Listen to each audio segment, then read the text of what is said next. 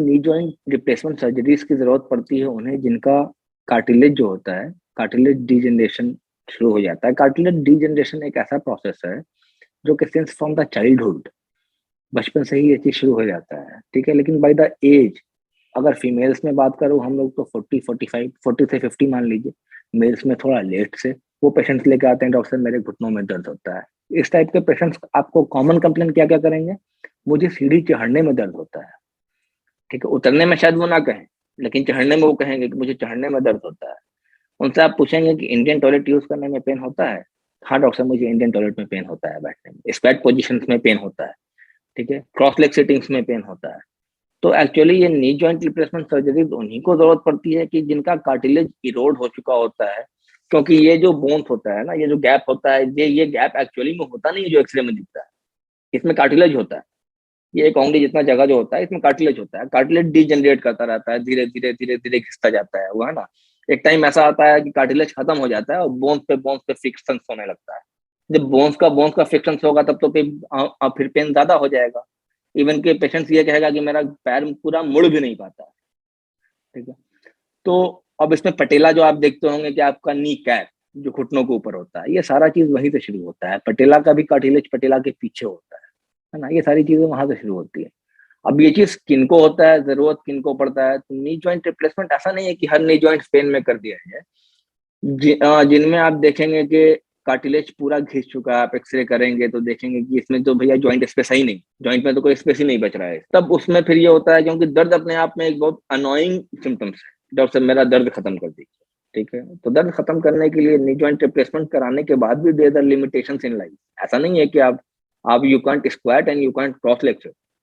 आप knee joint replacement करने के बाद कोई भी पेशेंट इंडियन टॉयलेट के लिए आपको सर्जन पहले ही मना कर देंगे कि इसका लिमिटेशन आप पहले जान लीजिए कि आप स्क्वाट पोजीशंस में और क्रॉस लेग सेटिंग आप नहीं कर पाएंगे। हाँ, बाकी आपका दर्द तो खत्म हो जाएगा क्योंकि इट्स अ कार्टिलेज जो कि दर्द पेन करता है। पेशेंट्स आके यूजुअली कंप्लेन करेंगे नहीं मेरे राइट नी में पेन है, मेरा लेफ्ट एकदम ठीक है, ठीक है। लेकिन जब आप एक्सरे करा के दिखा देंगे ना तो उनके लेफ्ट में भी प्रॉब्लम होता है, सिर्फ राइट में नहीं होता है। क्योंकि डिजेनरेटिव प्रोसेस जो है वो दोनों ही नी में इक्विवेलेंटली चल रहा होगा। अगर आज इसमें दर्द है तो कल उसमें होगा। तो इसके लिए बेस्ट है कि जब हम लोग तो इस टाइम में इस जनरेशन में स्कैट पोजीशंस को अवॉइड करने के लिए बोल देते हैं पेशेंट को। क्योंकि जब एक बार पेशेंट्स हमारे पास आ गए, नी ज्वाइंट स्पेस अगर एक्सरे पे मेंटेन्ड है तब तो वेल एंड गुड, तब तो रिजॉल्व कर जाएगा। लेकिन नी ज्वाइंट स्पेस अगर एक्सरे पे एक बार डिक्रीज कर गया है तो ऐसी कोई दवाइयां नहीं है जो स्पेस को वापस से बना दे। जो स्पेस एक बार डिक्रीज हो गया वो तो हो गया, ऐसी कोई दवाइयां नहीं, वो सर्जरी से ही ठीक होना है। लेकिन उस ग्राउंड पे हम लोग ट्रीटमेंट किस चीज का करते हैं कि आपका दर्द खत्म हो जाए, सबसे पहली चीज ये।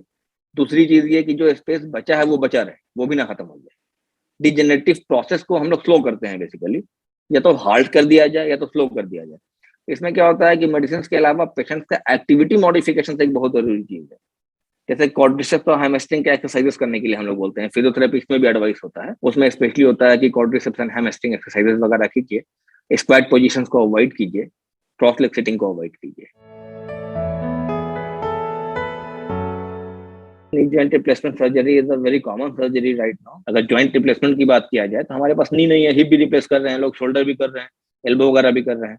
लेकिन अगर सारे रिप्लेसमेंट में बात किया जाए ना तो knee is the most common surgery, मतलब knee replacement surgery is the most common arthroplastic surgery.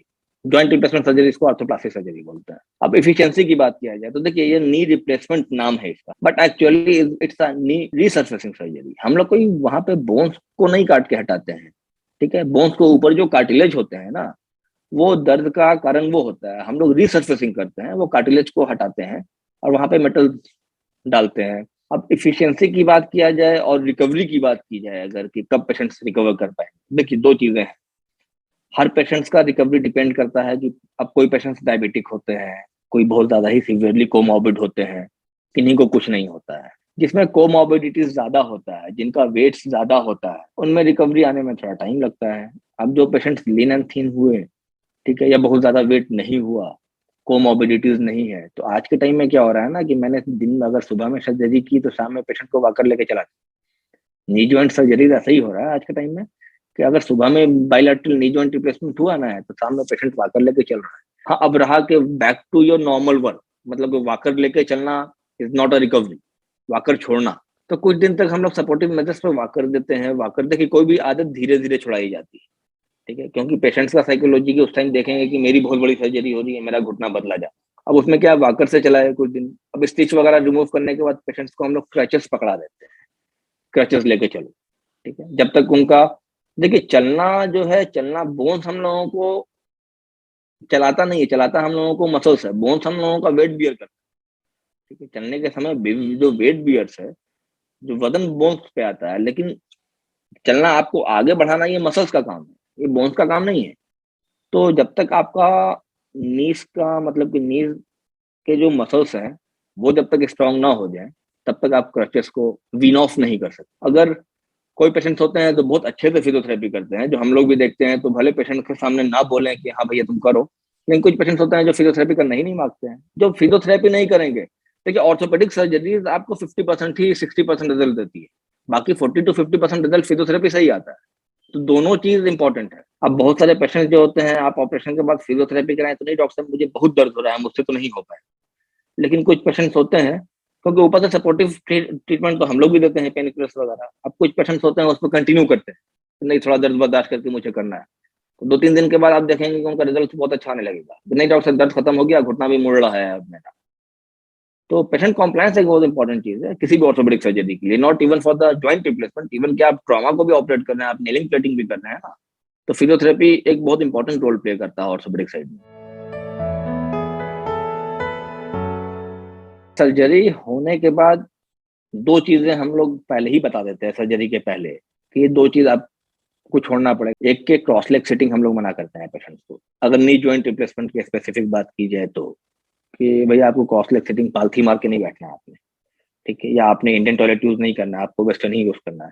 क्योंकि जब आप नी जॉइंट रिप्लेसमेंट करने जाएंगे ना, जब पेशेंट्स का ऑपरेशन से पहले की बात करेंगे, तब भी ये दोनों काम वो नहीं कर पा रहा, वो इंडियन टॉयलेट यूज नहीं कर पाता होगा, वो पालथी मार के नहीं बैठ पाता होगा। वो खुद बोलेगा आपको कि नहीं मैं तो इंडियन टॉयलेट यूज ही नहीं कर पाता हूँ, मुझसे बैठे ही नहीं जाता। ठीक है, तो उन्हें बताना है कि आप बाद में भी नहीं बैठ पाओगे, लेकिन आपका दर्द एकदम खत्म हो जाएगा, दर्द नहीं रहेगा। आप अपना daily life style, activity of daily living, ADL, वो आपका इंप्रूव कर जाएगा, क्योंकि आपका दर्द खत्म हो जाएगा, तो दर्द अपने आप में एक बहुत बड़ी चीज है ना। ठीक है? तो दो चीजें नहीं कर पाएंगे आप, क्रॉस लेग सिटिंग और स्क्वाटिंग पोजीशन आपको अवॉइड करना पड़ेगा। और दैट बहुत सारी चीजें डिपेंड करती है प्रोस्थेसिस पर भी, और बहुत सारी चीजें डिपेंड करती है कि आप कौन से कंडीशन में प्रेजेंट कर रहे हैं अपने आप को। ऑस्टियोआर्थराइटिस बोलते हैं इन्हीं का। ऑस्टियोआर्थराइटिस का ग्रेडेड होता है, ग्रेड होता है 1, 2, 3, 4, है ना। तो आप कौन से ग्रेड में अपने आप को डॉक्टर को प्रेजेंट कर रहे हैं। कुछ लोग होते हैं ग्रेड 4 में प्रेजेंट कर रहे हैं, तो ग्रेड 4 में प्रेजेंट कर रहे हैं, तो उनमें क्योंकि रिकवरी भी आप मान के चलो, कोई आदमी ग्रेड 1 में आ रहा है, ग्रेड 2 में आ रहा है, ग्रेड 1, 2 में तो हम लोग यूजुअली नी जॉइंट रिप्लेसमेंट सर्जरी करते ही नहीं, है ना, 3, 4 में ही करते हैं, 3, 4 में ही करते हैं। अब 3, 4 में भी 4 है कि एडवांस ऑस्टियोआर्थराइटिस ऑफ नी है। लिमिटेशंस तो उनमें क्या है कि स्टेज 1 और स्टेज 2 में पेशेंट्स आपको कहेगा कि नहीं मैं स्क्वाट पोजीशंस में क्रॉस लेग सिटिंग कर पाता हूँ, लेकिन तकलीफ होता है, मैं दिक्कत से बैठता हूँ।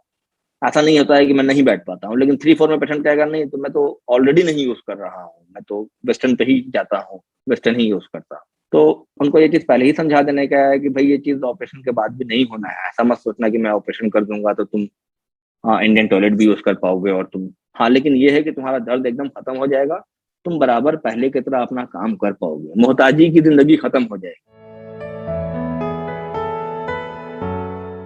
जो हम लोग नी जॉइंट रिप्लेसमेंट करते हैं तो प्रोस्थेसिस यूज करते हैं, अलग अलग मेटल्स आते हैं, अलग अलग कंपनी के आते हैं, दैट इंटायरली डिपेंड्स अपॉन कि आप कौन सा प्रोस्थेसिस यूज कर रहे हैं। अब किसी पेशेंट में, क्योंकि हम लोग बीइंग अ डॉक्टर, तो पेशेंट्स के सामने हम लोगों को सारा ऑप्शन रखना पड़ता है। वियर एंड टियर एक चीज होता है कि प्रोसेसेस की भी एक लाइफ होती है, मान के चलिए कि 15 से 20 साल। अच्छा मेटल्स अगर हम लोग यूज की, अच्छी अच्छी कंपनी आती है, उसमें जिमर होता है, निबुला होता है, ठीक है, बहुत सारी इंडियन कंपनीज भी है, शर्मा वगैरह, है ना। तो डिपेंड करता है कि अफोर्डेबिलिटी ऑफ द पेशेंट, कि पेशेंट कितना अफोर्ड कर सकता है। अगर नी जॉइंट रिप्लेसमेंट की ब्रॉडली हम लोग बात करें तो कितना खर्च आएगा, तो देखिए कोई भी प्राइवेट हॉस्पिटल्स में अगर सिंगल नी पे बात करें तो 1.25 1.25 लाख रुपए से ऊपर आप आएंगे तो 3 लाख रुपए तक की होती है एक नी। क्योंकि कोई प्रोसेस होता है जो 80 हजार में ही अवेलेबल है, कोई है कि 1,80,000 रुपए में अवेलेबल है। सारी चीज का अपना अपना मेरिट्स एंड डिमेरिट्स है। एज एक बहुत इंपॉर्टेंट चीज है, age of presentation and age of surgery. ठीक है, आइडियल एज जो मानते हैं हम लोग, आइडियल एज जिसमें एक सबसे अच्छा आउटकम देखा गया है। देखिए सारी चीज क्या है ना, कंपैरेटिव स्टडी के अकॉर्डिंग, अगर मैं मान लीजिए कि 55 टू 65 के एज के बीच में करता हूँ तो outcome is almost almost about 100%।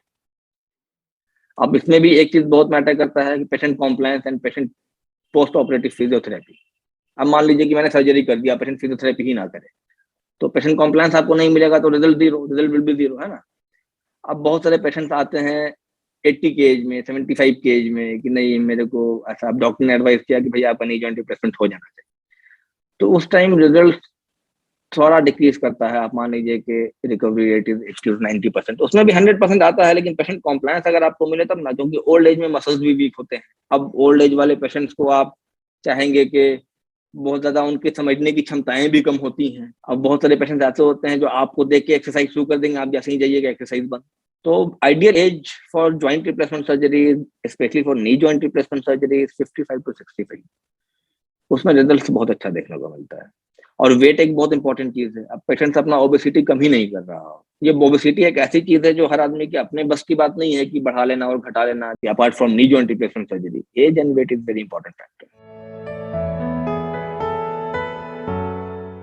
After 45-50 age knee joint pain शुरू होता है, तो इंडियन टॉयलेट को वीन ऑफ कर देना चाहिए। It's better to use western toilet, क्योंकि अगर आप ऐसे मान लें, क्योंकि जब हम लोग स्क्वाट पोजीशन पे बैठते हैं ना, अगर मान लीजिए मेरा वेट 50 kg है, सपोज कीजिए मेरा वेट 50 kg है, तो वो 50 kg वेट जो होता है डिस्ट्रीब्यूटेड वे में दोनों नीड्स पे जा रहा है। अगर आप देखेंगे तो अगर मैं 50 किलो का हूं तो मेरा एक घुटना 25 किलो वजन लेता है। This is an biomechanics. जब हम लोग स्क्वाट पोजीशंस पे बैठते हैं, स्क्वाट पोजीशंस पे जब होते हैं, तो हम लोग के बॉडी के वेट को आप मल्टीप्लाई कर दीजिए 4 से। अगर मैं 50 किलो का हूं तो मतलब 200 किलो वजन, वो पूरा वजन मेरे पटेला पे जाता है, नी कैप पर जाता है। Knee cap is the main culprit for osteoarthritis. Osteoarthritis की शुरुआत वहीं से होती है, नी, और वो पटेला से, पटेला के ही कार्टिलेज से शुरू होती है। पटेलोफेमोरल होता है, उसके बाद टिबियोफेमोरल होता है। इस टाइप के पेशेंट्स को अगर आप गुड बाय मैसेज टाइप से जानना चाहेंगे तो वेट रिडक्शन प्रोग्राम में हमेशा रहना चाहिए। नी जॉइंट्स के जो मसल्स होते हैं, quadriceps hamstring specially, quadriceps hamstring का एक्सरसाइज करना चाहिए उन्हें। जब प्रॉब्लम ज्यादा हो तो इंडियन टॉयलेट को वीन ऑफ करना चाहिए, वेस्टर्न पे आना चाहिए।